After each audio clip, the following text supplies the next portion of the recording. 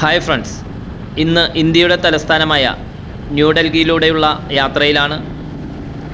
ഇവിടെ നിന്ന് ഡൽഹിയിലെ ജമാ മസ്ജിദ് കാണാൻ പോകണം. അതിലേക്കുള്ള യാത്രയിലാണ്. ഇന്ത്യയുടെ തലസ്ഥാനമായ ന്യൂഡൽഹി ഒരു വൻ നഗരവും കേന്ദ്രഭരണ പ്രദേശവുമാണ്.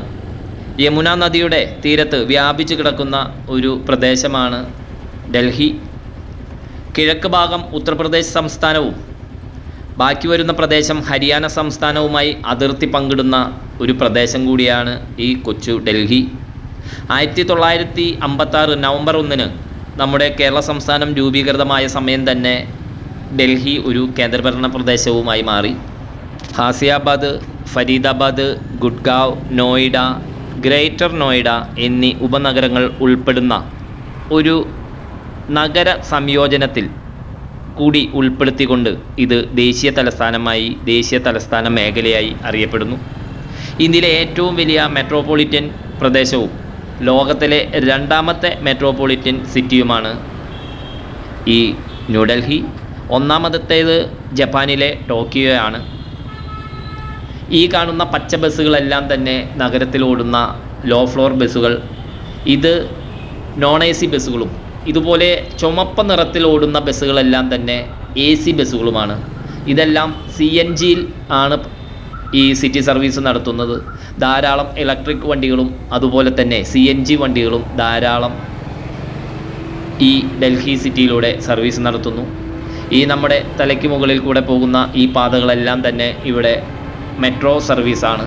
മെട്രോ റെയിൽ സർവീസ് ഇവിടെ ഒരുവിധം എല്ലാ ഭാഗത്തേക്കും യെല്ലോ, പിങ്ക്, അതുപോലെ തന്നെ ബ്ലൂ ലൈനുകളെല്ലാം തന്നെ ഇവിടെ എല്ലാ ഭാഗത്തേക്കും പോകുന്ന മെട്രോ റെയിൽവേ ഉണ്ട്. ഡൽഹിയിലെ ഒരു പരിധിവരെ ഗതാഗതം തിരക്ക് കുറയ്ക്കുന്നതിന് ഈ മെട്രോ റെയിൽ ഒരു പരിധിവരെ ഉപകാരപ്പെടുന്നുമുണ്ട്. ഡൽഹിയുടെ ചരിത്രം പറയുകയാണെങ്കിൽ 19-ാം നൂറ്റാണ്ടിൽ വരെ ഡൽഹി 2 പ്രധാന സാമ്രാജ്യങ്ങളുടെ തലസ്ഥാനമായിരുന്നു. ഡൽഹി സുൽത്താനേറ്റും രണ്ടാമത് മുഗൾ സാമ്രാജ്യത്തിൻ്റെയും തലസ്ഥാനം കൂടിയായിരുന്നു ഈ ഡൽഹി. ഇവിടെ നഗരത്തിൽ തന്നെ യുനെസ്കോ ലോക പൈതൃക സൈറ്റുകളായ സ്ഥലങ്ങളായ കുത്തബ് മിനാർ, ഹുമയൂണിൻ്റെ ശവകുടീരം, അതുപോലെ ചെങ്കോട്ട, ഹിന്ദിയിലെല്ലാം ലാൽ കില എന്നറിയപ്പെടുന്ന ചെങ്കോട്ട, ഇവയെല്ലാം തന്നെ യുനെസ്കോ ലോക പൈതൃക സൈറ്റായി പ്രഖ്യാപിച്ചിട്ടുള്ളതാണ്. ഇതെല്ലാം തന്നെ മുഗൾ കാലഘട്ടത്തിൽ നിർമ്മിച്ചവയുമാണ്. ഡൽഹി സൂഫിത്വത്തിൻ്റെയും ഖവാലി സംഗീതത്തിൻ്റെയും ആദ്യകാല കേന്ദ്രം കൂടിയായിരുന്നു. ഉറുദു സാഹിത്യം പിന്നീട് ഹിന്ദി ഭാഷയിലേക്കും ഒരു ഭാഷാവികാസവും ഇവിടെ നിന്ന് ആരംഭിച്ചു. പ്രധാന ഉറുദു കവികൾ ഇവിടെ വസിച്ചിരുന്നു. 1857 ഇന്ത്യൻ കലാപത്തിൻ്റെ ഒരു പ്രധാന കേന്ദ്രവും കൂടിയായിരുന്നു ഡൽഹി. 1911 ഡൽഹിയുടെ തെക്കൻ പ്രദേശമായ ന്യൂഡൽഹി ബ്രിട്ടീഷ് സാമ്രാജ്യത്തിൻ്റെ തലസ്ഥാനമായി മാറി. 1947 ഇന്ത്യൻ വിഭജന സമയത്ത് ഡൽഹി ഒരു മുഗൾ നഗരത്തിൽ നിന്ന് പഞ്ചാബി നഗരമായി രൂപാന്തരപ്പെട്ടു. പഞ്ചാബിൽ നിന്നുള്ള ഹിന്ദു, സിഖ് അഭയാർത്ഥികൾ ധാരാളം ഇവിടെ കുടിയേറി പാർക്കുകയുണ്ടായി. ഈ റോഡിന് ഇരുവശവും കാണുന്ന ഈ മരങ്ങൾക്കിടയിലെല്ലാം തന്നെ ഇവിടെ മുൻ മന്ത്രിമാരുടെയും വസതികളും അതുപോലെ തന്നെ കനത്ത സെക്യൂരിറ്റിയുള്ള ഏരിയയും കൂടിയാണ്. പ്രധാന രാഷ്ട്രീയ പാർട്ടികളുടെ ഓഫീസുകൾ, അവരുടെ രാഷ്ട്രീയ പാർട്ടികളുടെ നേതാക്കളുടെ ഭവനങ്ങൾ എല്ലാം സ്ഥിതി ചെയ്യുന്ന ഒരു പ്രദേശം കൂടിയാണ്. ഇതിന് അടുത്ത് തന്നെയാണ് നമ്മുടെ കേരള ഹൗസ്. എനിക്ക് കേരള ഹൗസിൽ പോകണം.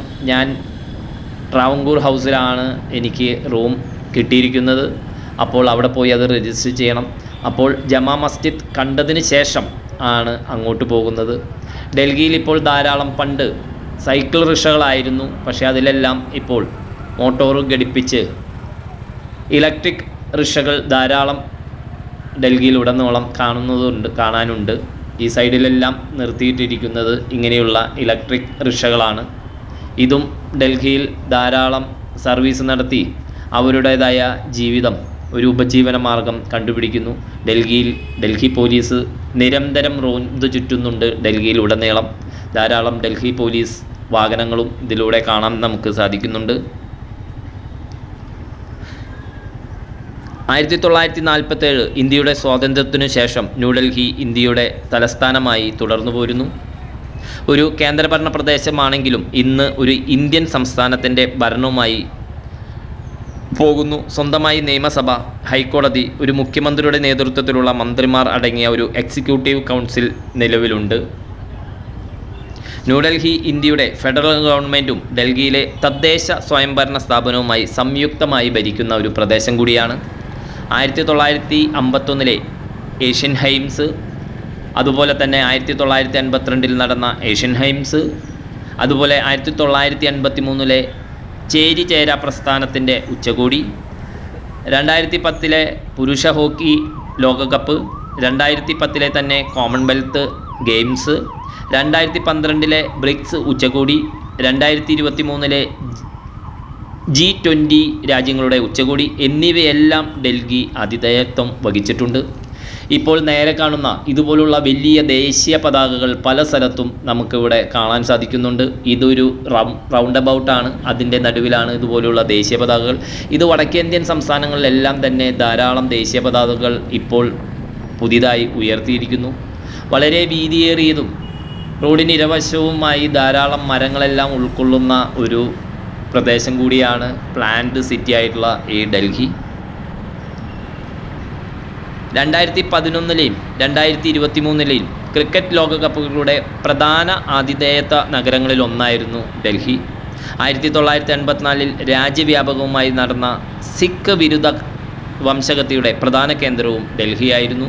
ഏകദേശം 2800 പേർ കൊല്ലപ്പെട്ടു എന്നാണ് ഔദ്യോഗിക കണക്കെങ്കിലും അതിൽ കൂടുതൽ മരണം സംഭവിച്ചിട്ടുണ്ടായിരിക്കാം എന്നാണ് പറയുന്നത്. ഇന്ദിരാഗാന്ധിയെ അവരുടെ സിഖ് അംഗരക്ഷകർ കൊലപ്പെടുത്തിയതാണ് ഈ കലാപത്തിനെല്ലാം കാരണമായത്. 2001 ന്യൂഡൽഹിയിലെ ഇന്ത്യൻ പാർലമെൻറ്റ് മന്ദിരം സായുധ തീവ്രവാദികൾ ആക്രമണം നടത്തുകയും അന്ന് 6 സുരക്ഷാ ഉദ്യോഗസ്ഥർ കൊല്ലപ്പെടുകയും ഉണ്ടായി. പാകിസ്ഥാൻ ആസ്ഥാനമായ തീവ്രവാദി ഗ്രൂപ്പുകളാണ് ഇത് നടത്തിയതെന്നാണ് പറയപ്പെടുന്നത്. 2005 2008 ഭീകരാക്രമണങ്ങൾ ഉണ്ടായി. അതിൽ 100ഓളം പേർ മരിക്കുകയുണ്ടായി. 2020 വലിയ വർഗീയ കലാപമുണ്ടായി. ഹിന്ദുക്കളും മുസ്ലിമുകളും തമ്മിൽ അന്ന് 53 പേർ കൊല്ലപ്പെട്ടു. അങ്ങനെ ചരിത്രം എഴുതി ചേർക്കപ്പെട്ട പല സംഭവങ്ങളും ഉണ്ടായ പ്രദേശം കൂടിയാണ്. ഞാനങ്ങനെ ന്യൂഡൽഹിയിൽ നിന്ന് ഓൾഡ് ഡൽഹിയിലേക്ക് എത്തി. ഓൾഡ് ഡൽഹിയിലുള്ള ചാന്ദിനി ചൗക്കിലൂടെയാണ് എൻ്റെ യാത്ര. ചാന്ദിനി ചൗക്ക് ഇന്ത്യയിലെ തന്നെ ഏറ്റവും വലിയ വ്യാപാര കേന്ദ്രങ്ങളുടെ ഒരു പ്രദേശമാണ്. നമ്മൾ ഇത് ഗുലിയാൻ ബസാറിലൂടെയാണ് ജമാ മസ്ജിദിലേക്ക് പോകുന്ന ഈ വഴി ഓൾഡ് ഡൽഹി എന്നറിയപ്പെടുന്ന ചാന്ദിനി ചൗക്ക് പ്രദേശത്ത് സ്ഥിതി ചെയ്യുന്ന ഗുലിയാൻ മാർക്കറ്റിലൂടെയാണ് പോകുന്നത്. ഗുലിയാൻ ബസാർ എന്ന് പറയും. ധാരാളം സെക്കൻഡ് ഹാൻഡ് സാധനങ്ങളും അതുപോലെ തുടങ്ങി തുണിത്തരങ്ങൾ, മരം കൊണ്ടുള്ള ഉൽപ്പന്നങ്ങൾ, ഇരുമ്പ് കൊണ്ടുള്ള ഉൽപ്പന്നങ്ങൾ, കരകൗശല വസ്തുക്കൾ തുടങ്ങി ഭക്ഷണപദാർത്ഥങ്ങൾ വിൽക്കുന്ന സ്റ്റോറുകളും ഫുട്പാത്ത് കച്ചവടവും എല്ലാം തന്നെയായിട്ടുള്ള ഒരു പ്രദേശമാണ് ഈ ഗുലിയാൻ ബസാർ. അതിലൂടെ ജുമാ മസ്ജിദിലേക്കുള്ള യാത്ര ഇതിലൂടെ പോയി ഇതിലെല്ലാം തന്നെ വണ്ടി പോകുന്ന പ്രദേശമാണ്. ഇതെല്ലാം തന്നെ ഫുട്പാത്ത് കച്ചവടക്കാർ കയ്യേറിയതാണ്. ഇതിലെ പോയി നമുക്കിവിടെ പാർക്കിങ്ങിൽ നമ്മുടെ വണ്ടി പാർക്ക് ചെയ്ത് അവിടെ നിന്ന് വേണം ഈ ബസാറിനുള്ളിൽ കൂടെ, ഗുലിയാൻ ബസാറിനുള്ളിൽ കൂടെ നമുക്ക് ഈ ജമാ മസ്ജിദിലേക്ക് എത്താൻ വേണ്ടി. ഇവിടെ ന്യൂഡൽഹി കണ്ട പോലെയല്ല ഓൾഡ് ഡൽഹി. അതിൻ്റേതായ പ്രശ്നങ്ങളും വൃത്തിയില്ലായ്മയും ഫുട്പാത്ത് കച്ചവടവും വേസ്റ്റ് ഇടലും എല്ലാം കൊണ്ട് ഓൾഡ് ഡൽഹി പണ്ടത്തെ പോലെ തന്നെ നിൽക്കുന്നു. ഇന്ന് വേൾഡ് ഹെൽത്ത് ഓർഗനൈസേഷൻ്റെ കണക്ക് പ്രകാരം ലോകത്തിലെ ഏറ്റവും വലിയ പൊല്യൂഷൻ നടക്കുന്ന നഗരങ്ങളിലെ 4ാമത്തെ നഗരമായി റാങ്ക് ചെയ്യപ്പെട്ട ഒരു സ്ഥലം കൂടിയാണ് ഈ ഡൽഹി. ഇവിടെ ഡിസംബർ മുതൽ 3 മാസത്തേക്ക് ഇവിടം അപകടകരമായ വായു ഗുണനിലവാരമായിരിക്കും എന്നാണ് റിപ്പോർട്ടുകൾ സൂചിപ്പിക്കുന്നത്. ഇവിടെയെല്ലാം തന്നെ വേസ്റ്റുകളെല്ലാം കുമിഞ്ഞുകൂടിയിട്ടുണ്ട്. ഇവിടെ ഞാൻ എൻ്റെ വണ്ടി ഒരു സൈഡിൽ പാർക്ക് ചെയ്ത് ഇവിടെ നിന്ന് നടന്ന് ഈ ഗുലിയാൻ ബസാറിനുള്ളിൽ കൂടെ നടന്ന് അങ്ങനെ ജമാ മസ്ജിദിലേക്ക് പോവാണ്. ഇവിടെ എല്ലാം തന്നെ ഈ ബസാറിൽ ധാരാളം സാധനങ്ങൾ വിൽപ്പനയ്ക്ക് വെച്ചിട്ടുണ്ട്. ഞാൻ നേരത്തെ പറഞ്ഞ പോലുള്ള ഇലക്ട്രോണിക് ഉപകരണങ്ങൾ, അതിലെല്ലാം തന്നെ പാദരക്ഷകൾ, തുണിത്തരങ്ങൾ, കമ്പ്യൂട്ടറുകൾ, ലാപ്ടോപ്പുകൾ എല്ലാം തന്നെ ഇലക്ട്രോണിക്കും എല്ലാ ഉൽപ്പന്നങ്ങളും കാണേണ്ടതായ ഒരു ബസാറും കൂടിയാണ്. ഇതിലും വലിയ ബസാറാണ് ഞാൻ നേരത്തെ പറഞ്ഞ ചാന്ദിനി ചൗക്ക് ബസാർ. അതിലേക്ക് ഇപ്പോൾ പോകുന്നില്ല. അങ്ങനെ ഈ മാർക്കറ്റിൻ്റെ ഉള്ളിലെല്ലാം ഒന്ന് കണ്ട് ജമാ മസ്ജിദിലേക്കുള്ള എൻ്റെ യാത്ര തുടരുകയാണ്. വായു ഗുണനിലവാരത്തെക്കുറിച്ച് ഞാൻ പറഞ്ഞു. ഈ സമയങ്ങളിൽ ഈ ഡൽഹിയുടെ ചുറ്റുമുള്ള പാടശേഖരങ്ങളിലെ വൈക്കോൽ കത്തിക്കൽ, ദീപാവലി സമയത്ത് പടക്കം പൊട്ടിക്കൽ, തണുത്ത കാലാവസ്ഥ എല്ലാം കൂടി വളരെയധികം പൊല്യൂഷൻ ഉണ്ടാവുന്നു. വ്യവസായശാലകളിൽ നിന്നുള്ള പുകക്കുഴലുകളിൽ നിന്ന് വരുന്നത് പുക, അയൽ സംസ്ഥാനങ്ങളിലെ വിള കത്തിക്കൽ എല്ലാം കൂടെ വായു ആരോഗ്യത്തിന് ഏറ്റവും ദോഷകരമായി ഭവിക്കുന്ന ഒരു കാലഘട്ടമാണ് ഈ ഡിസംബർ മുതൽ. ഇവിടെയെല്ലാം തന്നെ വലിയ വലിയ പമ്പ് സെറ്റുകളും മോട്ടാറുകളും എല്ലാം വിൽക്കാൻ വെച്ചിട്ടുണ്ട്. സെക്കൻഡ് ഹാൻഡ് ഉൽപ്പന്നങ്ങൾ ധാരാളം ഇവിടെ കിട്ടും. ഡൽഹിയിൽ കുട്ടികളും സ്ത്രീകളും ശൈത്യകാലത്ത് വലിയ ബുദ്ധിമുട്ടുണ്ടാക്കുന്നു. പുകമഞ്ഞും മൂടൽമഞ്ഞും എല്ലാം ഗതാഗത തടസ്സവും ഓഫീസ് അവധിയും സ്കൂൾ അവധിയും എല്ലാം തന്നെ പ്രശ്നങ്ങൾ സൃഷ്ടിക്കുന്നു. അതുകൊണ്ട് ഇതുപോലെ വായുമലിനീകരണത്തിൽ താമസിക്കുന്ന ഡൽഹി നിവാസികളുടെ ആയുർദൈർഘ്യം 10 കൊല്ലം കുറയുമെന്നാണ് പഠനങ്ങൾ വെളിപ്പെടുത്തുന്നത്. അതുകൊണ്ട് ഇപ്പോൾ ധാരാളം CNG ബസ്സുകളും ഓട്ടോകളും മറ്റും ഇപ്പോൾ ധാരാളം നിരത്തിലിറങ്ങുന്നു. അങ്ങനെ ഞാൻ ഈ ബസാറിനുള്ളിൽ കൂടെ വീണ്ടും ജമാ മസ്ജിദിലേക്കാണ് പോകുന്നത്. ഈ ചാന്ദിനി ചൗക്ക് ഏരിയ അടുക്കുമ്പോൾ തന്നെ പഴഞ്ചൻ കെട്ടിടങ്ങളും ഇടുങ്ങിയ വഴികളുമെല്ലാം തന്നെ നമുക്ക് കാണാം. 17-ാം നൂറ്റാണ്ട് മുതൽ തുടർച്ചയായി വ്യാപാരം നടത്തി വരുന്ന ചരിത്രപ്രസിദ്ധമായ ഒരു മാർക്കറ്റാണ് ചാന്ദിനി ചൗക്ക്.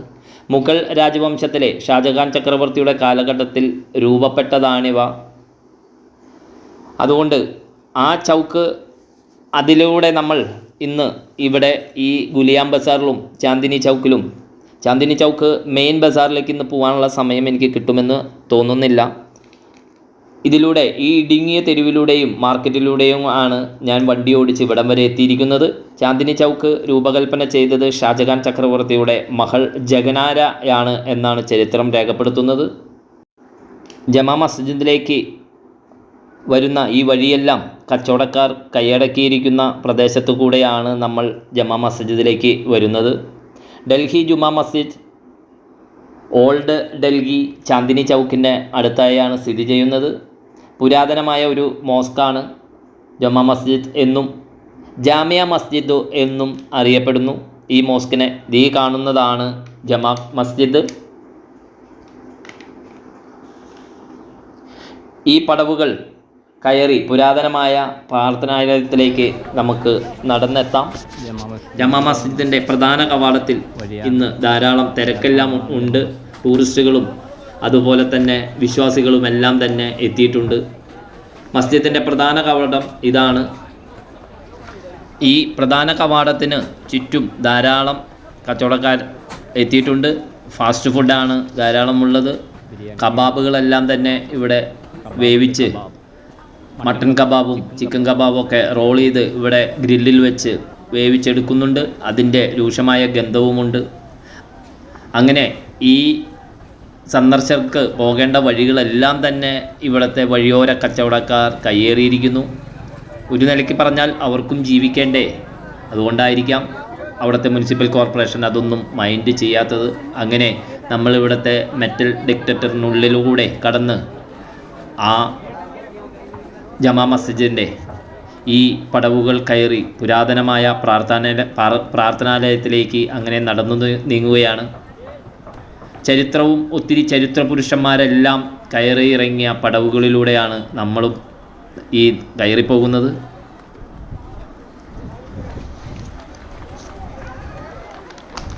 ഈ ചുവന്ന സ്റ്റോൺ നിർമ്മിച്ചിരിക്കുന്ന ജമാ മസ്ജിദിന് ഒത്തിരി ചരിത്രം ഉള്ള ഒരു പള്ളിയും കൂടിയാണിത്. 1644 മുതൽ 56 വരെയുള്ള കാലഘട്ടത്തിൽ മുഗൾ രാജാവ് ഷാജഹാനാണ് ഈ പള്ളി പണി തീർത്തത്. താജ്മഹൽ പണിത അതേ ഷാജഹാൻ തന്നെയാണ് ഈ പള്ളിയും പണിതത്. ഇന്ത്യയിലെ പ്രമുഖ മുസ്ലിം പള്ളികളിൽ ഒന്നാണിത്. ദില്ലിയിലെ തന്നെ ഏറ്റവും തിരക്കേറിയ കച്ചവട കേന്ദ്രങ്ങളിൽ ഒന്നായ ചാന്ദിനി ചൗക്കിലാണ് ഈ പള്ളി സ്ഥിതി ചെയ്യുന്നത്. ഇത് ഇന്ത്യയിലെ ഏറ്റവും വലിയ സുന്നി വിഭാഗത്തിൽപ്പെട്ടവരുടെ പള്ളികളിൽ ഒന്നാണ്. പണ്ട് ഈ പ്രദേശത്തെ ഷാജഹാനാബാദ് എന്നാണ് അറിയപ്പെട്ടിരുന്നത്. ചരിത്ര നഗരമാണ് ഇന്നത്തെ ഈ ഓൾഡ് ഡൽഹി. പള്ളിയുടെ എതിർവശത്തായി ഞാൻ നേരത്തെ പറഞ്ഞതുപോലെ ചെങ്കോട്ട സ്ഥിതി ചെയ്യുന്നു. ഷാജഹാൻ്റെ നേതൃത്വത്തിൽ നിർമ്മിക്കപ്പെട്ട അവസാന സ്മാരകങ്ങൾ ഒന്നാണ് ഈ പള്ളി. മുഗൾ കാലഘട്ടത്തിൻ്റെ അവസാനം വരെ ഇത് ചക്രവർത്തിമാരുടെ രാജകീയ പള്ളിയായി പ്രവർത്തിച്ചു. സ്വാതന്ത്ര്യത്തിന് ശേഷവും ജുമാ മസ്ജിദ് ഒരു രാഷ്ട്രീയ ചിഹ്നമായി തുടരുന്നു. 1947 ഒക്ടോബർ 23 പ്രാർത്ഥനയ്ക്കിടെ ഇന്ത്യൻ സമരസേനാനിയായ അബ്ദുൽ കലാം ആസാദ് പ്രസംഗവേദിയിൽ നിന്ന് ഒരു പ്രസംഗം നടത്തി. ഇന്ത്യ വിഭജനം നടക്കുന്ന സമയമായിരുന്നു അത്. ഡൽഹി മുസ്ലിമുകൾ ഇന്ത്യയിൽ തന്നെ തുടരണമെന്ന് അദ്ദേഹം അവിടെ അഭ്യർത്ഥിച്ചു. ഇവിടെ ഈ പള്ളിയിൽ ധാരാളം വിനോദസഞ്ചാരികൾ എത്തുന്നുണ്ട്. ഈ പള്ളിയിൽ പല തവണകളായി നിരവധി ആക്രമണങ്ങളും ബോംബ് സ്ഫോടനവുമെല്ലാം നടന്നതായി റിപ്പോർട്ട് ചെയ്തിട്ടുണ്ട്. നമ്മൾ ആ മെയിൻ എൻട്രൻസ് കടന്ന് ഈ പള്ളിയുടെ മെയിൻ ഏരിയയിലേക്ക് അങ്ങേ കാണുന്നതാണ് പള്ളി. അതിലേക്ക് നമ്മൾ എത്തിയിട്ടുണ്ട്. വളരെ വിശാലമായ ഒരു ഗ്രൗണ്ടിൻ്റെ അങ്ങേ അറ്റത്തായിട്ടാണ് ഈ പള്ളി സ്ഥിതി ചെയ്യുന്നത്. ഈ പള്ളി ഫത്തേപൂർ സിക്രിയിലെ ജമാ മസ്ജിദിൻ്റെ മാതൃകയിലാണ് നിർമ്മിക്കപ്പെട്ടിട്ടുള്ളത്. പള്ളിയുടെ ഉൾവശം ആഗ്രയിലെ ജുമാ മസ്ജിദിനോട് കൂടുതൽ സാമ്യമുള്ളതുമാണ്. പള്ളി പണിയാൻ പ്രധാനമായും ഉപയോഗിച്ചിരിക്കുന്നത് നമ്മളിൽ കാണുന്ന ചുവന്ന മണൽക്കല്ലാണ്. ഇത് തന്നെയാണ് ഇവിടെ നിലത്തും ഈ പള്ളിയുടെ മുറ്റത്തും പാവിയിരിക്കുന്നത്. ഈ പള്ളി ഇത് പടിഞ്ഞാറോട്ട് ദർശനമായാണ് സ്ഥിതി ചെയ്യുന്നത്. ഒരു ചെറിയ കുന്നിൻ മുകളിലാണ്. അതെല്ലാം നമ്മൾ പടവ് കയറി അവിടെ എത്തിയിരിക്കുന്നത്. ഈ വലിയ ഒരു കുളത്തിൽ ഇവിടെ ജുമയ്ക്ക് വരുന്നവർക്കും നിസ്കരിക്കാൻ വരുന്നവർക്കും എല്ലാം തന്നെ അവർക്ക് ശുദ്ധി വരുത്തുന്നതിനു വേണ്ടിയുള്ള വലിയൊരു കുളമാണ് ഈ കാണുന്നത്. 4 നൂറ്റാണ്ടുകളായി ഇതിൽ ഇങ്ങനെ ജലം നിറഞ്ഞു നിൽക്കുന്നു. പ്രധാന പ്രാർത്ഥനാ ഹാളിലേക്ക് ഉള്ള ആ വഴിയുടെ നടുക്ക് തന്നെയാണ് ഈ കുളവും സ്ഥിതി ചെയ്യുന്നത്.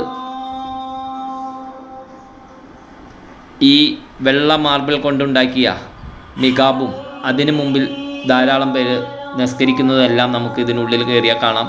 ഈ പള്ളിയിൽ വെള്ള മാർബിളും ഇതിൽ ചേർത്താണ്, ഈ ചുവന്ന മാർബിളിനിടയിലൂടെ വെള്ള മാർബിളും ചേർത്താണ് ഈ പള്ളി നിർമ്മിച്ചിരിക്കുന്നത്.